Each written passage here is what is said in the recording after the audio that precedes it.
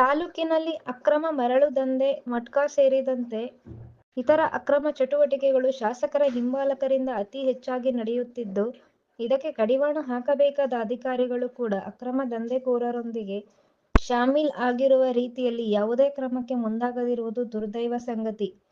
ಕೂಡಲೇ ಅಕ್ರಮ ಚಟುವಟಿಕೆಯಲ್ಲಿ ಯಾವುದೇ ಪಕ್ಷದ ಕಾರ್ಯಕರ್ತರು ಅಥವಾ ಮುಖಂಡರು ಭಾಗಿಯಾದರೆ ಮುಲಾಜಿಗೆ ಒಳಗಾಗದೆ ಕಠಿಣ ಕಾನೂನು ಕ್ರಮ ಕೈಗೊಳ್ಳಬೇಕು ಎಂದು ಬಿಜೆಪಿ ಗ್ರಾಮೀಣ ಘಟಕದ ಅಧ್ಯಕ್ಷ ವೆಂಕೋಬ್ ನಾಯಕ ಪತ್ರಿಕಾಗೋಷ್ಠಿಯಲ್ಲಿ ಒತ್ತಾಯಿಸಿದರು. ಈ ಕ್ಷೇತ್ರದ ಶಾಸಕರ ಹಿಂಬಾಲಕರು ಮತ್ತು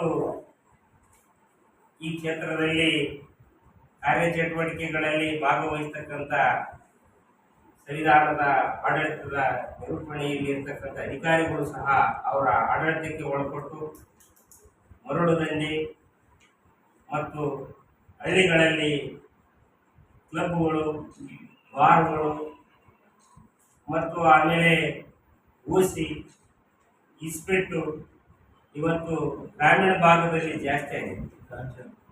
ಗಾಂಜಾ ಇದನ್ನ ಯಾಕಂತ ನಾವು ವಿಚಾರ ಮಾಡಿದ್ರೆ, ನಾವು ಶಾಸಕರು ಹಿಂಬಾಲಕರಿದ್ದೀವಿ, ನಮ್ಗೆ ಪೊಲೀಸ್ ಇಲಾಖೆ ಸಪೋರ್ಟ್ ಮಾಡ್ತಾ ಇದೆ. ಪೊಲೀಸ್ ಇಲಾಖೆ ನಮ್ಗೆ ಸಪೋರ್ಟ್ ಮಾಡಿದಾಗ ನೀವು ಏನು ಮಾಡಿದ್ರು ನಡೆಯೋದಿಲ್ಲ ಅಂತಕ್ಕಂಥ ಮಾತನ್ನು ಇಟ್ಕೊಂಡು ಗಾಂಜಾ ಸಹಿತ